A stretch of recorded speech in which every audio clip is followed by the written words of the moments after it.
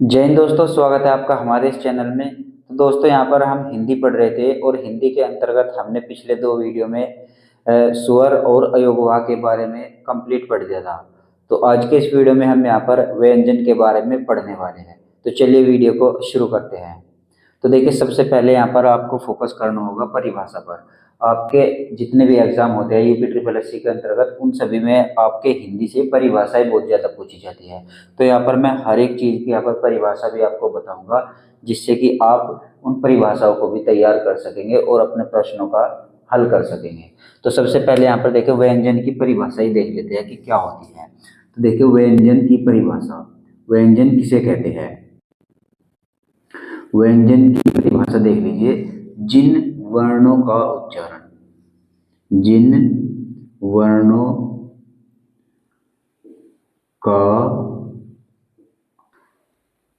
उच्चारण, जिन वर्णों का उच्चारण स्वर की सहायता से होता है, जिन वर्णों का उच्चारण स्वर की सहायता सहायता से होता है। ठीक है, जिन वर्णों का उच्चारण स्वर की सहायता से होता है उन्हें, जिन वर्णों का उच्चारण स्वर की सहायता से होते हैं उन्हें व्यंजन कहते हैं। ठीक है, उन्हें उन्हें व्यंजन कहते हैं, व्यंजन कहते कहते हैं। ठीक है, तो यानी कि जो भी आपके वर्ण है जिनका उच्चारण यानी कि जिनको स्वर की सहायता से बोला जाता है, उनको यहाँ पर व्यंजन कहते हैं। अब स्वर की सहायता से कैसे बोला जाता है, इसको चलिए समझते हैं। जैसे कि आपका एक वर्ण हो गया ये क, ठीक है, ये क वर्ण हो गया। अब ये देखिए, स्वर की सहायता से बोला जाता है। कैसे बोला जाता है, देखिए इसका वर्ण विच्छेद करेंगे ना। हमने पिछले वीडियो में मैंने आपको बताया था कि वर्णों का विच्छेद करना है आपको। तो देखिए, इसका जब वर्ण विच्छेद करेंगे तो कैसे इसको लिखेंगे, क के नीचे हलंत लगाएंगे और इसमें धन करके ए जोड़ देंगे। ठीक है, यानी जितने भी आपके व्यंजन हैं वे स्वर की सहायता से बोले जाते हैं, उनमें जो है यहाँ पर स्वर छिपा हुआ होता है। तो इसमें कौन सा स्वर है, ए स्वर है। ठीक है, ऐसे ही आपका जैसे कि ख हो जाएगा। ठीक है, अब देखिए इसका वर्ण विच्छेद करेंगे तो ये भी आपका स्वर की सहायता से बोला जाता है। तो कैसे इसको लिखेंगे, इसको ऐसे लिखेंगे ख धन ए। ठीक है, तो ये इस तरीके से इनमें जितने भी आपके व्यंजन होते हैं उनमें यहाँ पर स्वर छिपा हुआ होता है, यानी ये स्वर की सहायता से उच्चारित होते हैं। आप इसको उच्चारण करके भी देखेंगे, बोलकर देखिएगा ख, बाद में आपके ए की आवाज ही निकल कर आएगी। जैसे कि बोलेंगे क, बाद में देखिए आपके ए की ही आवाज निकल के आती है। कोई से भी आप व्यंजन ले लीजिए, उसमें आपको ए की ही आवाज निकल कर आएगी। तो जिन वर्णों का उच्चारण आप स्वर की सहायता से करते हैं उनको यहाँ पर व्यंजन कहते हैं। अब देखिए, जब ये स्वर की सहायता से बोले जाते हैं तो इनको यहाँ पर परतंत्र भी कहा जाता है। ठीक है, ये आपको कहीं नहीं मिलेगा, मैं आपको लिखवा दे रहा हूँ। जब ये स्वर की सहायता से बोले जाते हैं, देखिए स्वर की सहायता, स्वर की सहायता से बोले बोले जाने बोले जाने के कारण कारण स्वर की सहायता से बोले जाने के कारण व्यंजनों को व्यंजनों को व्यंजनों को परतंत्र भी कहा जाता है। ठीक है, परतंत्र, इसको आप लिख लीजिएगा। स्वर की सहायता से बोले जाने के कारण व्यंजनों को परतंत्र भी कहा जाता है, परतंत्र भी कहा जाता जाता है। ठीक है, यानी ये बात आपको क्या समझनी है कि व्यंजनों का अन्य नाम जो है वो परतंत्र भी इनको कहा जाता है। ये भी आप लिख लीजिएगा, आपके एग्जाम में बन सकता है। ठीक है, अब यहाँ पर बात करते हैं कि आखिर वर्णमाला में कुल कितने व्यंजन हैं। अब देखिए, यहाँ पर ये भी आपके दो तरीके से पूछ लिए जाते हैं।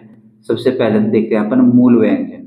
मूल व्यंजन कितने हैं आपके, मूल व्यंजन आपके हो जाएंगे 33। ये किस किस तरीके से होंगे ये आगे मैं आपको सभी क्लियर कर दूंगा। और यहाँ पर कुल व्यंजन आपसे पूछे, कुल व्यंजन आपसे अगर पूछ लिया जाए तो कुल व्यंजन होते हैं आपके 39। अब ये किस किस तरीके से होते हैं इनके बारे में हम डिटेल में चर्चा करेंगे। लेकिन उससे पहले यहाँ पर एक और प्रश्न आपसे बनता है कि व्यंजन के आखिर कितने भेद होते हैं। ठीक है, तो यहाँ पर व्यंजन के भेद लिख लीजिए। व्यंजन के भेद, व्यंजन के भेद। तो व्यंजन के मुख्य भेद जो होते हैं वो 3 होते हैं। कौन कौन से होते हैं? तो व्यंजन के मुख्य भेद होते हैं 3, जिसमें कि आपका पहला हो जाएगा स्पर्श व्यंजन। स्पर्श व्यंजन, ये हो गया आपका स्पर्श व्यंजन। दूसरा हो जाएगा आपका अंतस्थ व्यंजन, अंतस्थ व्यंजन। ठीक है, दूसरा आपका भेद हो गया अंतस्थ व्यंजन। और तीसरा आपका व्यंजनों का भेद हो जाएगा, वो हो जाएगा आपका ऊष्म व्यंजन। ऊष्म व्यंजन, ऊष्म व्यंजन। अब देखिए स्पर्श व्यंजन जो है इसको ही वर्गीय व्यंजन भी कहा जाता है। इनकी संख्या होती है टोटल 25। ठीक है, और अंतस्थ व्यंजन की संख्या होती है यहाँ पर 4, और ऊष्म व्यंजन की संख्या भी यहाँ पर 4 होती है। इस तरीके से इनको मिलाकर यहाँ पर टोटल आपके 33 व्यंजन हो जाते हैं। ठीक है, ये आपके 33 व्यंजन हो जाएंगे। तो इस तरीके से आपके पूरे 33 व्यंजन हो जाते हैं जो कि आपके मूल व्यंजन है। तो चलिए इन तीनों भेद के बारे में एक एक करके यहाँ पर पढ़ लेते हैं और अच्छे से समझ लेते हैं। अब देखिए सबसे पहला भेद जो है व्यंजनों का वो है आपका स्पर्श व्यंजन। तो चलिए इसको यहाँ पर देखते हैं, स्पर्श व्यंजन कौन कौन से होते हैं। स्पर्श व्यंजन, ठीक है, अपनी कॉपी में हेडिंग बना लीजिएगा स्पर्श व्यंजन। तो यहाँ पर देखिए मैं आपको एक वर्ग बनाकर दिखाता हूँ। सबसे पहले देखिए आपने पढ़ा होगा, मैं यहाँ पर इधर लिख लेता हूँ क वर्ग, क वर्ग। ठीक है, ये हो जाएगा आपका क, ख, ग, घ, अंग, च, छ, ज, झ, अय, ट, ठ, ड, ढ, अण, त, थ, द, ध, न, प, फ, ब, भ, म। ठीक है, ये आपके होते हैं टोटल 25 स्पर्श व्यंजन। ठीक है, इनको आप ऐसे टेबल बना लीजिए। आप अपनी कॉपी में हेडिंग बनाएंगे तो यहाँ पर ऐसे लिख लीजिएगा। हालांकि मैं आपको इनके नोट्स भी दूंगा, आपको कोई नोट्स बनाने की ज़रूरत नहीं पड़ेगी। बहुत ही अच्छे तरीके से नोट्स यहाँ पर तैयार किए गए हैं। उन नोट्स को आप नीचे दिए गए टेलीग्राम लिंक से डाउनलोड कर सकते हैं और अपना अच्छे से उनका रिवीजन कर सकते हैं। ठीक है, अब यहाँ पर देख लिए हमने यहाँ पर ये वर्गीय व्यंजन बना दिए हैं। ठीक है, अब देखिए इसको तो बोलते हैं यहाँ पर क वर्ग और इसको बोलते हैं यहाँ पर च वर्ग। ठीक है, ये हो गया च वर्ग, ये हो गया आपका ट वर्ग, ट वर्ग, और ये हो गया आपका त वर्ग, त वर्ग, और ये हो गया आपका प वर्ग, प वर्ग। ठीक है, ये आपके वर्ग हो जाते हैं। ये इस तरीके से वर्ग में बांट दिए गए हैं, इसलिए इनको यहाँ पर वर्गीय व्यंजन भी कहा जाता है। ठीक है, आप ये समझ रहे होगे ना, ये क वर्ग है, ये च वर्ग है, ये ट वर्ग है, ये त वर्ग है और ये प वर्ग है। इनको यहाँ पर व्यंजनों को वर्गों में बांटा गया है, इसलिए इनको यहाँ पर वर्गीय व्यंजन भी कहा जाता है। इन्हीं को यहाँ पर उदित व्यंजन भी कहा जाता है। ठीक है, तो मैं यहाँ पर लिख भी देता हूँ स्पर्श व्यंजन के अन्य नाम, जैसे कि वर्गीय व्यंजन भी इन्हें कहा जाता है। वर्गीय व्यंजन, वर्गीय व्यंजन, या फिर इनको ही उदित व्यंजन भी कहा दिया जाता है। ठीक है, उदित व्यंजन। ठीक है, तो ये सभी जो है इसी के नाम है, स्पर्श व्यंजन, वर्गीय व्यंजन और उदित व्यंजन। अब देखिए क वर्ग में यहाँ पर कितने हैं? 5। च वर्ग में भी 5 है, ट वर्ग में भी 5 है, ट में भी 5 है और प में 5 है। तो स्पर्श व्यंजनों की जो संख्या हो जाती है वो कुल कितनी हो जाती है? टोटल 25 हो जाती है। ठीक है, अब इन 25 में यहाँ पर ये जो च वर्ग है इसको यहाँ पर बोलते हैं स्पर्श संघर्षी। देखिए मैं इधर लिख देता हूँ, ये हो जाता है आपका स्पर्श संघर्षी। अगर आपसे एग्जाम में पूछ लिया जाए कि स्पर्श संघर्षी व्यंजन कौन कौन से होते हैं, तो आपको सीधा सीधा जवाब देना है ये। ठीक है, ये स्पर्श संघर्षी व्यंजन है कौन कौन से? च, छ, ज, झ, ऐ। अब इनको स्पर्श संघर्षी क्यों कहा जाता है? क्योंकि बाकी जो वर्गीय व्यंजन है उनकी तुलना में इनमें थोड़ी घर्षण के साथ मुख से हवा निकलता है, इनको थोड़ा सा संघर्ष के साथ यहाँ पर बोला जाता है, इसलिए इनको स्पर्श संघर्षी कहा जाता है। ठीक है, तो ये बात आपको ध्यान रखनी है। ठीक है, तो स्पर्श व्यंजन, वर्गीय व्यंजन या उदित व्यंजनों की संख्या 25 हो गई, जिनमें आपके ये 4 व्यंजन जो है ये आपके क्या होते हैं, ये स्पर्श संघर्षी व्यंजन कहलाते हैं। और ये जो बाद का जो ग्रुप है, ये देखिए ये वाला, इनको यहाँ पर पंचम अक्षर बोला जाता है, नासिक व्यंजन भी इनको कहते हैं। ठीक है, इसको आप यहाँ पर लिख लीजिए, इसको बोलते हैं नासिक व्यंजन। नासिक व्यंजन, नासिक व्यंजन। इसके यहाँ पर अन्य नाम भी है, जैसे कि पंचमाक्षर, पंचमाक्षर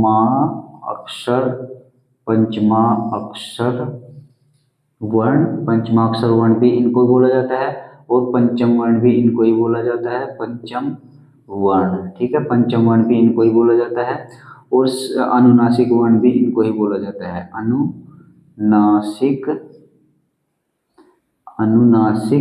वर्ण। ठीक है, अनुनासिक वर्ण भी इनको ही बोला जाता है। ठीक है, तो ये जो वाला ग्रुप है देखिए, अंग, य, अण, न, म, ये जो आपके चारों है, इनको यहाँ पर नासिक व्यंजन, पंचमाक्षर वर्ण, पंचम वर्ण या अनुनासिक वर्ण भी इनको यहाँ पर कहा जाता है। ये बात भी आपको ध्यान रखनी है। आपको मैं नोट्स में ये सभी डिटेल लिखी हुई दे दूंगा, बहुत ही अच्छे तरीके से यहाँ पर नोट्स बनाकर आपको प्रोवाइड करा दूंगा। ठीक है, तो ये स्पर्श व्यंजन यहाँ पर पहला कंप्लीट हो गया, व्यंजनों का पहला भेद यहाँ पर कंप्लीट होगा, स्पर्श व्यंजन। तो चलिए अब यहाँ पर देखते हैं व्यंजनों के दूसरे भेद को। व्यंजनों का जो दूसरा भेद है वो है आपका अंतस्थ व्यंजन। अंतस्थ व्यंजन, अंतस्थ व्यंजन कौन कौन से होते हैं और इनकी संख्या कितनी है? तो अंतस्थ व्यंजन जो है 4 होते हैं। कौन कौन से होते हैं? य, र, ल और व। ठीक है, ये 4 आपके अंतस्थ व्यंजन कहलाते हैं। अब देखिए इन चारों में जो ये और व है, देखिए य और व, यह और वह जो होते हैं इनको यहाँ पर अर्ध स्वर भी कहा जाता है। ठीक है, यह और वह को क्या कहा जाता है? अर्ध स्वर, अर्ध स्वर भी इनको कहा जाता है। अब इनको अर्ध स्वर क्यों कहा जाता है? क्योंकि यहाँ पर ये जो दोनों वर्ण है ये स्वर के स्थान पर भी प्रयोग कर लिए जाते हैं। कैसे? जैसे कि मैं यहाँ पर कुछ एग्जाम्पल आपको दे देता हूँ। जैसे कि यहाँ पर कोवा, अब देखिए कोवा है, कोवा बेसिकली कैसे लिखा जाता है?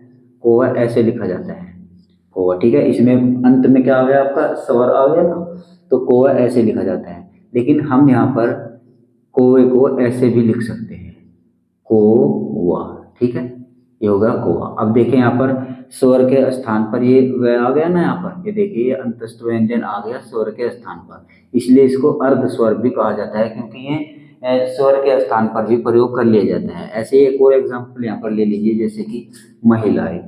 देखिए महिलाएं, महिलाएं ऐसे लिखा जाता है। ठीक है, लेकिन अगर हम इसको अंतस्थ व्यंजन का प्रयोग करके लिखना चाहे तो इसको कैसे लिखेंगे? इसको ऐसे लिखेंगे, महिलाएं, महिलाएं।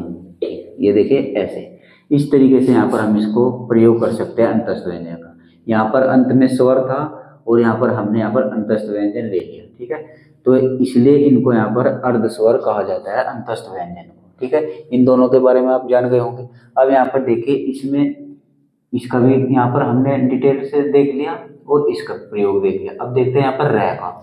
अभी देखिए रह जो होता है, रह अपने आप में 3 तरीके का होता है। रह के बेसिकली 3 रूप होते हैं। वे कौन कौन से होते हैं चलिए उनको जान लेते हैं।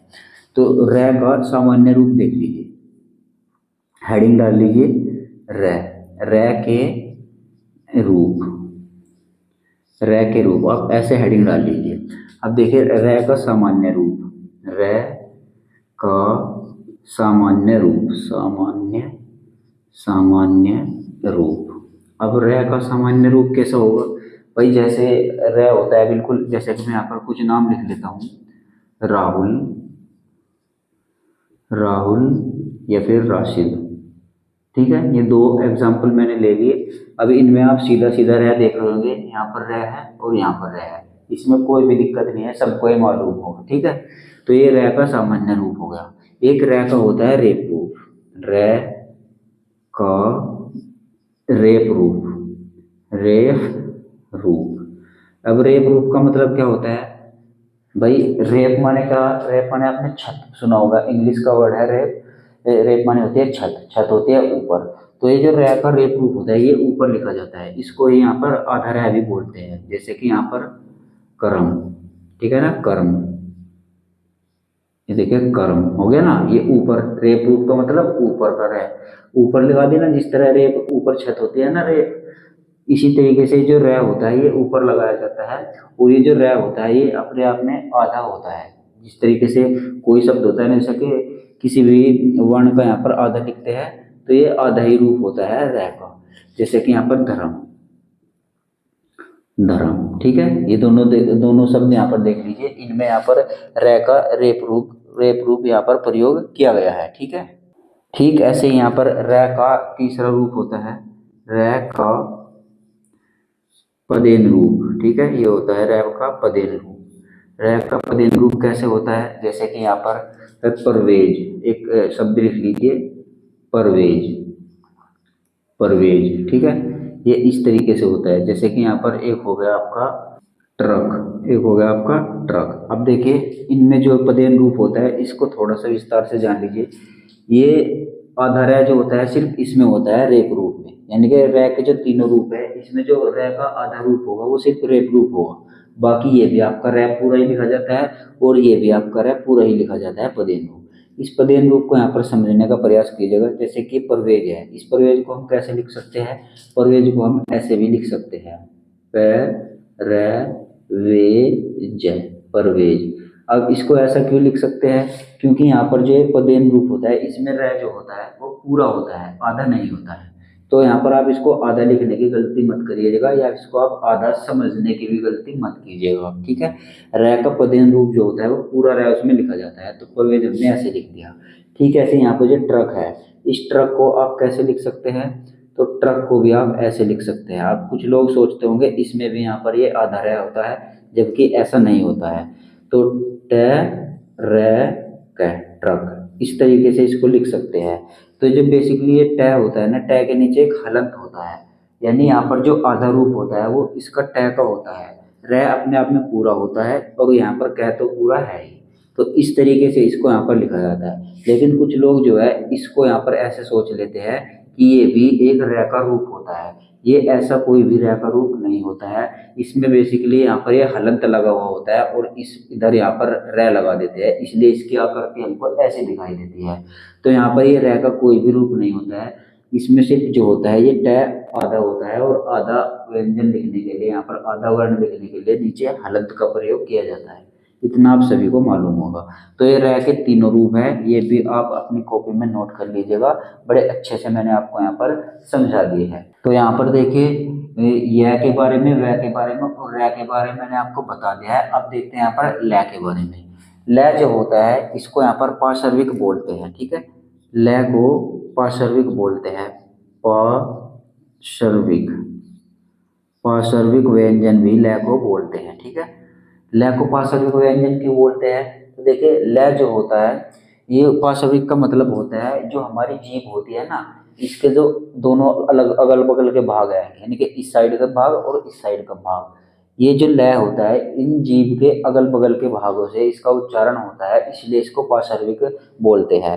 जीभ के अगल बगल के भाग को ही पार्श्विक बोला जाता है और इसका उच्चारण जो होता है ल का जो उच्चारण होता है वो जीभ के अगल बगल के भाग से ही होता है, इसलिए इसको पार्श्विक व्यंजन भी कहते हैं, ठीक है। उम्मीद है ये बात भी आप समझ गए होंगे। उसके बाद देखते हैं यहाँ पर व्यंजन का तीसरा भाग जो कि होता है आपका ऊष्म व्यंजन। तो ऊष्म व्यंजन को यहाँ पर देखेंगे, इसको मैं यहाँ पर पहले रफ कर लेता हूँ।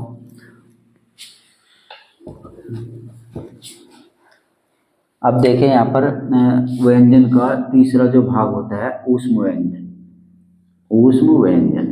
चलिए लिख लेते हैं यहाँ पर ऊष्म व्यंजन, ऊष्म व्यंजन। ऊष्म व्यंजन को यहाँ पर ऊष्म संघर्षी व्यंजन भी बोलते हैं, ऊष्म संघर्षी व्यंजन, ऊष्म संघर्षी व्यंजन, ठीक है। ऊष्म संघर्षी भी इसको यहाँ पर बोला जाता है। तो इनकी संख्या कितनी होती है? इनकी संख्या भी यहाँ पर 4 होती है। ऊष्म व्यंजन या फिर ऊष्म संघर्षीय व्यंजनों की संख्या भी यहाँ पर 4 होती है। कौन कौन से होते हैं? तो देखिए तीनों श होते हैं इसमें, आपको ध्यान होगा। श के 3 तरीके होते हैं, एक तो ये श होता है और एक ये श होता है और एक ये षटकोण वाला श होता है और एक ये होता है हल। ठीक है, ये यहाँ पर आपके ऊष्म व्यंजन होते हैं या फिर ऊष्म संघर्षीय व्यंजन ही इनको कहा जाता है। तो इनको ऊष्म व्यंजन या ऊष्म संघर्षीय व्यंजन क्यों कहते हैं? क्योंकि इनका उच्चारण करते समय बहुत ही संघर्ष से यहाँ पर वायु मुंह से निकलती है। आप बोलकर देख लीजिएगा, इनका उच्चारण करके देख लीजिएगा, जैसे कि श। अब देखिए जैसे हम इसको बोलते हैं, हम जीभ को ऊपर की ओर मोड़ देते हैं जिससे कि जो अंदर मुख से हवा निकल कर आती है ना, उसको यहाँ पर रोका जाता है, यानी एक घर्षण यहाँ पर लगता है, इसलिए उसको यहाँ पर संघर्ष व्यंजन इनको बोला जाता है, ऊष्म संघर्ष। ऊष्म यानी कि जो अंदर से हवा निकल कर आएगी वो थोड़ी गर्म होगी और वो जो निकल कर आएगी वो थोड़े संघर्ष के साथ आएगी। आप बोलकर देख लीजिएगा, श श है, बहुत ही संघर्ष करना पड़ता है, तो इसलिए इनको यहाँ पर ऊष्म व्यंजन या ऊष्म संघर्षीय व्यंजन कहा जाता है। ठीक ऐसे ही यहाँ पर है को देख लीजिए, है के अन्य नाम, है के अन्य नाम, है को यहाँ पर काकल्य वर्ण भी कहा जाता है, काकल्य वर्ण, काकल्य वर्ण भी है को कहा जाता है, और इसको ही यहाँ पर स्वर यंत्र मुखी भी कहा जाता है, यंत्र स्वर यंत्र मुखी, स्वर यंत्र मुखी वर्ण भी है को ही कहा जाता है। ये है कि 2 अन्य नाम है, काकल्य वर्ण, स्वर यंत्र मुखी वर्ण। ठीक है, तो ये भी आपको ध्यान रखना है। ऊष्म संघर्षीय व्यंजन भी 4 होते हैं, इनके बारे में मैंने आपको बता दिया है। ठीक है, तो अब देखते हैं यहाँ पर संयुक्त व्यंजन। संयुक्त व्यंजनों की संख्या कितनी होती है? 4 होती है। कौन कौन से होते हैं संयुक्त व्यंजन? संयुक्त व्यंजन होते हैं आपके अक्षय, ये होता है आपका अक्षय, ये होता है आपका त्रय, और ये होता है आपका ज्ञ, और इसको बोलते हैं यहाँ पर श्रय। ठीक है, बेसिकली यहाँ पर ज्या इसको बोला जाता है, ये इसकी अगर आप उच्चारण करेंगे तो ज्या इसको बोला जाता है। अब इनको संयुक्त व्यंजन क्यों कहते हैं? क्योंकि ये एक से अधिक वर्णों से मिलकर बने होते हैं, इसलिए इनको संयुक्त व्यंजन बोलते हैं। इनमें जो वर्ण होते हैं ना, वो एक से अधिक होते हैं, संयुक्त होते हैं एक से अधिक। संयुक्त का मतलब ये होता है यहाँ पर मिश्रित। ठीक है, तो एक से अधिक व्यंजनों का प्रयोग करके यहाँ पर ये बनाए जाते हैं, इसलिए इनको यहाँ पर संयुक्त व्यंजन बोला जाता है। अब देखिए कैसे एक से अधिक इनमें वर्ण होते हैं, तो चलिए हम इसका वो कर देखेंगे, वर्ण विच्छेद। अब देखिए अक्षय जो बनता है ये कैसे बनता है, मैं यहाँ पर इस साइड में लिख देता हूँ। अक्षय जो बनता है ये क धन से ऐसे बनता है। ठीक है, तो यहाँ पर देखिए एक वर्ण तो ये हो गया और दूसरा वर्ण ये हो गया, इन दोनों वर्णों के मेल से यहाँ पर अक्षय बना है, इसलिए इसको यहाँ पर संयुक्त व्यंजन कहा जाता है। ठीक है, ठीक ऐसे यहाँ पर त्रय हो जाएगा।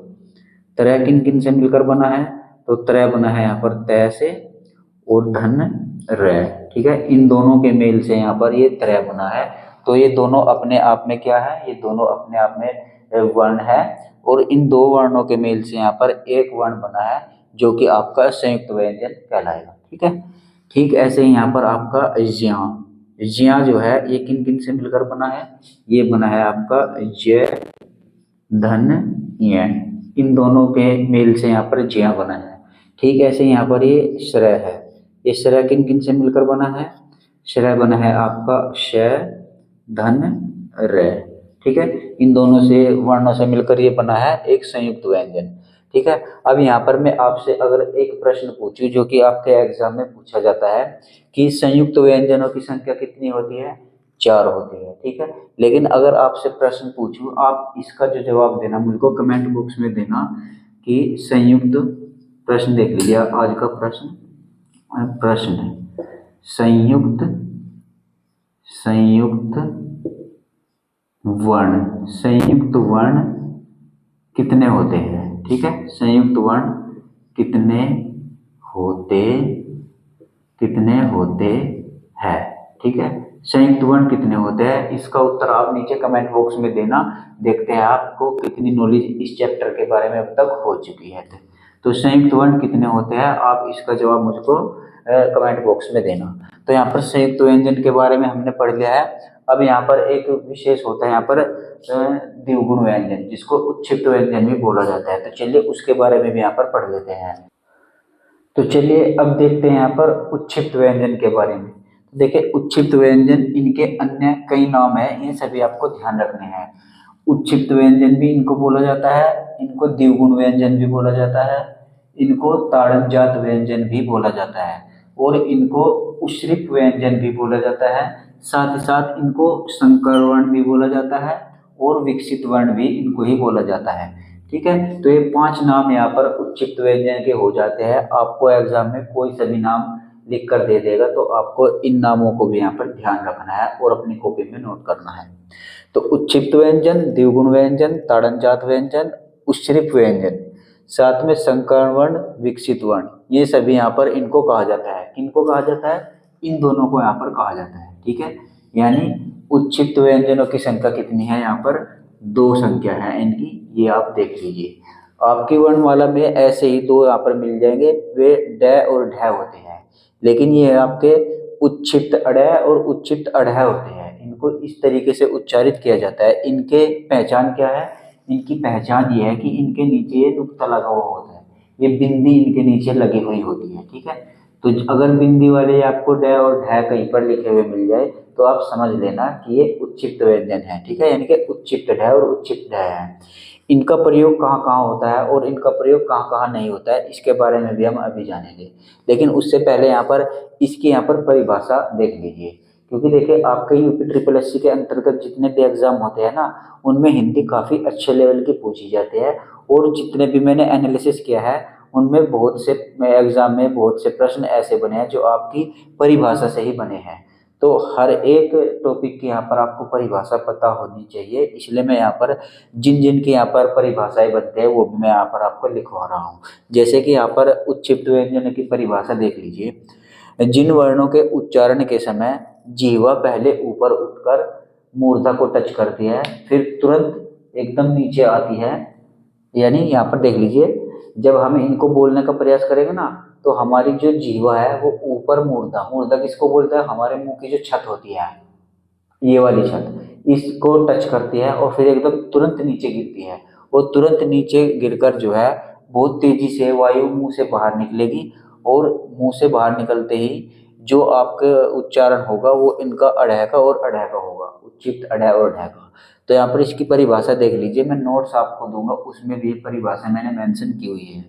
जिन वर्णों के उच्चारण के समय जीवा पहले ऊपर उठकर मूर्धा को स्पर्श करती है, फिर तेजी से नीचे गिरती है, फिर तेजी से नीचे गिरती है तथा वायु तेजी से बाहर निकलती है, उन्हें उत्क्षिप्त व्यंजन कहते हैं। आप बोलकर देख लीजिएगा, जैसे कि अढ़, अढ़, मूर्धा पहले मूर्धा पर लगेगी जीभ जाकर, फिर एकदम नीचे गिरेगी, और फिर बहुत ही तेजी से आवाज को, वायु को निकालना पड़ेगा, तब जाकर ये आपके इनका उच्चारण होगा। तो ये परिभाषा भी आप नोट करके रख लीजिएगा। अब देखिए उत्क्षिप्त व्यंजन यानी कि द्विगुण व्यंजन, इनको द्विगुण व्यंजन नाम क्यों मिला, यहाँ पर ये भी देख लीजिए। द्विगुण व्यंजन इनको नाम इसलिए मिला क्योंकि ये 2 भाषाओं के गुण रखते हैं। कौन कौन सी भाषाओं के रखते हैं? हिंदी के और फारसी भाषा के ये गुण रखते हैं, इसलिए इनको यहाँ पर द्विगुण व्यंजन कहते हैं। हिंदी का गुण क्या है इनमें? हिंदी का गुण है, देखिए ये नीचे से नुक्ता हटा दीजिए, ये आपका हिंदी का गुण हो गया, जो कि आपकी हिंदी वर्णमाला में भी लिखे हुए हैं ड और ढ। लेकिन अगर इनके नीचे नुक्ता लगा देते हैं तो ये बन जाते हैं उत्क्षिप्त। तो ये हो जाती है आपकी फारसी भाषा की पहचान, क्योंकि फारसी भाषा में जो है नुक्तों का प्रयोग बहुत ज़्यादा होता है। ठीक है, तो यहाँ पर देख लीजिए नुक्ता नहीं होगा, बेसिकली ये नीचे इसके एक बिंदी होगी, इसको ध्यान रख लीजिए। तो इसलिए यहाँ पर इनको द्विगुण व्यंजन कहते हैं, क्योंकि ये 2 भाषाओं के गुण रखते हैं, हिंदी और फारसी के। ठीक है, तो चलिए अब यहाँ पर जानते हैं कि उत्क्षिप्त व्यंजनों का निर्माण कहाँ कहाँ पर नहीं होगा। ठीक है, ये भी जान लेते हैं, बाकी सब जगह होगा, लेकिन 5 तरीके मैं आपको ऐसे बताऊंगा जहाँ पर इन उत्क्षिप्त व्यंजनों का प्रयोग नहीं किया जाएगा। तो नोट करके यहाँ पर आप लिख लीजिएगा, उत्क्षिप्त व्यंजनों का प्रयोग कहाँ नहीं होगा। जैसे कि उत्क्षिप्त व्यंजनों का प्रयोग, उत्क्षिप्त व्यंजनों का प्रयोग, उत्क्षिप्त व्यंजनों का प्रयोग कहाँ नहीं होगा, कहाँ नहीं होगा। ठीक है, आप ऐसे हेडिंग बना लीजिए और नंबर 1 पर यहाँ पर लिख लीजिए उच्चित व्यंजनों का प्रयोग कहाँ नहीं होगा। नंबर 1, अंग्रेजी वर्डों में, यानी कि जो अंग्रेजी के शब्द होते हैं, यहाँ पर लिख देता हूँ मैं, अंग्रेजी शब्दों में, अंग्रेजी शब्दों में प्रयोग नहीं होगा। ठीक है, अंग्रेजी शब्दों में प्रयोग नहीं होगा उच्चित व्यंजनों का। ठीक है, नहीं होगा। ठीक है, उच्चित व्यंजन कौन कौन से, तो लिखवाए ना मैंने भी आपको, अडै और अढ़ै, नीचे बिंदी वाले, उनका प्रयोग अंग्रेजी शब्दों में नहीं होगा। जैसे कि यहाँ पर रोड, रोड जो है ये अंग्रेजी का शब्द है, वही ऐसे ही तो बनता है रोड, ROAD, रोड, रोड माने क्या होती है, सड़क। तो ये अंग्रेजी का शब्द हो गया नहीं हो गया। अब इसमें यहाँ पर आप उच्चित व्यंजन का प्रयोग नहीं कर सकते। उच्चित कैसे होगा, अगर आप इसके नीचे ऐसे बिंदी लगा देंगे, इसको उच्चित बना देंगे, तो ये शब्द आपका गलत हो जाएगा। तो अंग्रेजी शब्दों में आपको नीचे ये बिंदी नहीं लगानी है, मतलब यहाँ पर आपको उच्चित व्यंजन का प्रयोग नहीं करना है। यहाँ पर एक उदाहरण लिख लीजिए, जैसे कि बोर्ड, बोर्ड भी आपका इंग्लिश का ही वर्ड हो गया। अब देखिए इसके नीचे आप बिंदी नहीं लगा सकते, यानी उच्चित का प्रयोग आप अंग्रेजी वर्डों में नहीं कर सकते। ठीक है, ठीक है। ऐसे यहाँ पर दूसरा लिख लीजिए, किसी भी शब्द की शुरुआत में, किसी शब्द की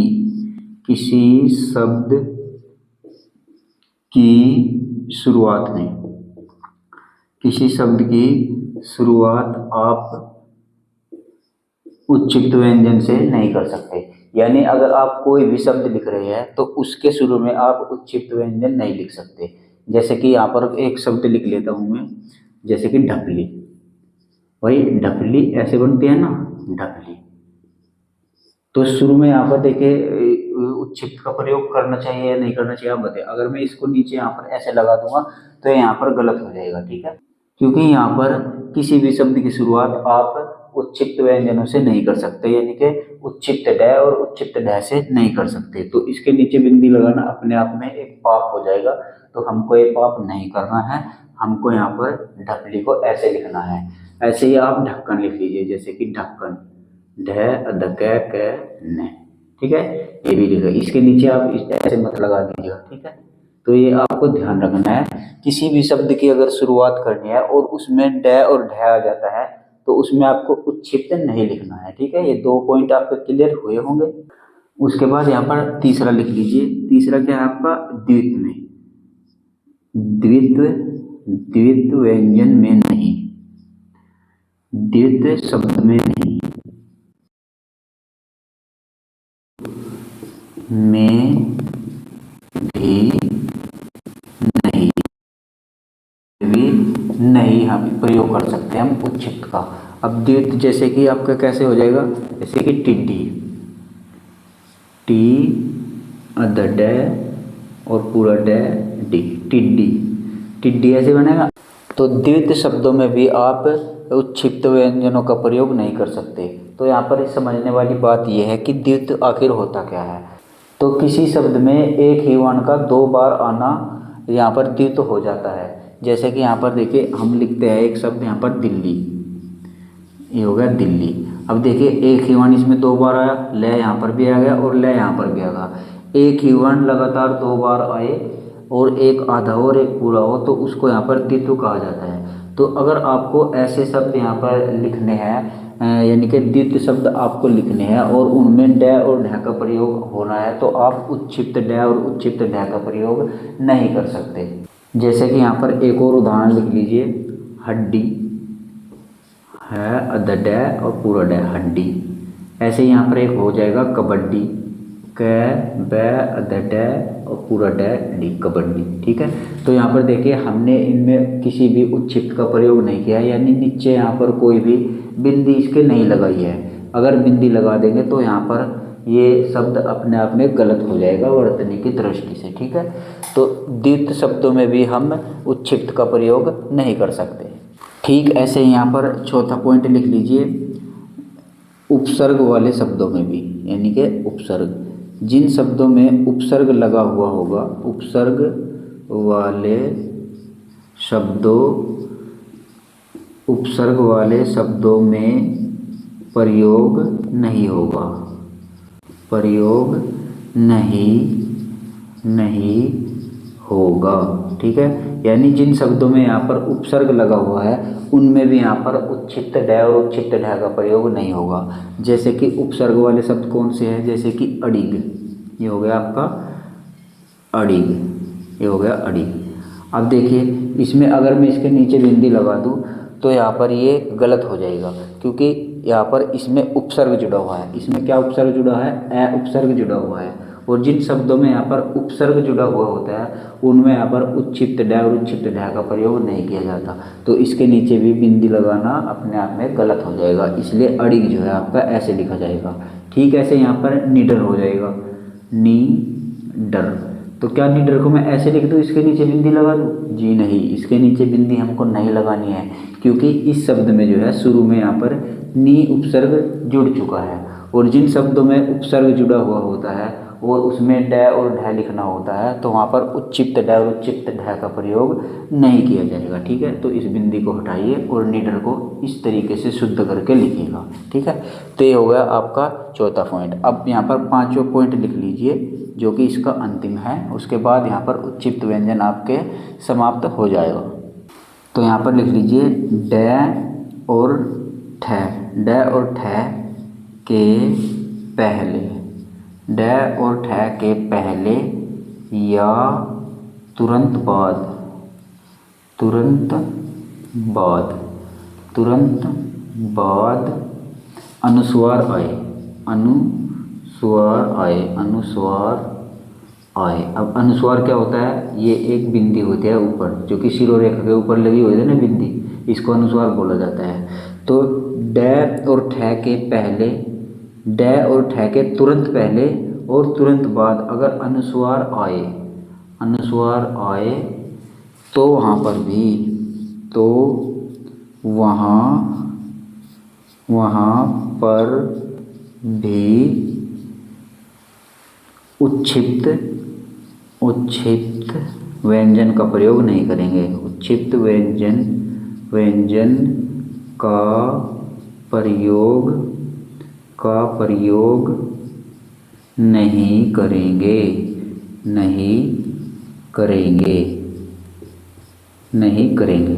अब देखिए इससे पहले क्या कहा गया है इसमें, ड और ठ के तुरंत पहले और तुरंत बाद अनुस्वार नहीं आना चाहिए।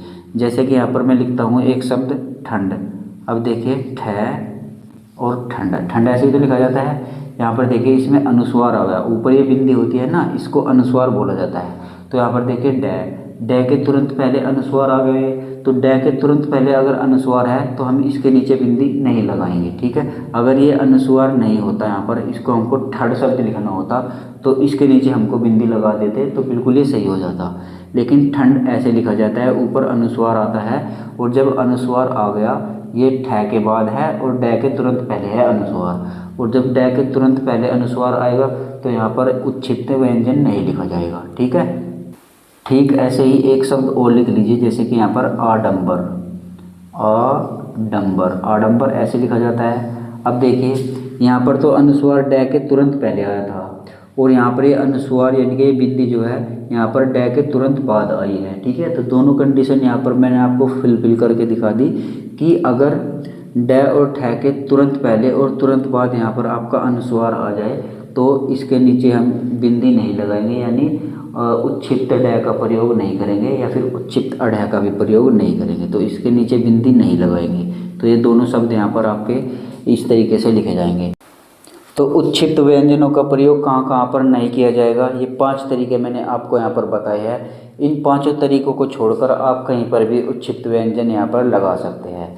तो आज की इस क्लास में बस आज यहीं तक एंड करते हैं। बाकी का जो अगले बचे हुए व्यंजन हैं हमारे व्यंजनों के प्रकार, उनको अगली क्लास में करेंगे। तो उम्मीद करता हूँ ये वीडियो आपको पसंद आया होगा। क्लास पसंद आई हो तो लाइक और शेयर भी कीजिएगा और नीचे कमेंट बॉक्स में कमेंट करके ज़रूर बताइएगा कि आज की ये क्लास आपको कैसी लगी। इस वीडियो में बस इतना ही, मिलते हैं अपने अगले वीडियो में, तब तक के लिए जय हिंद।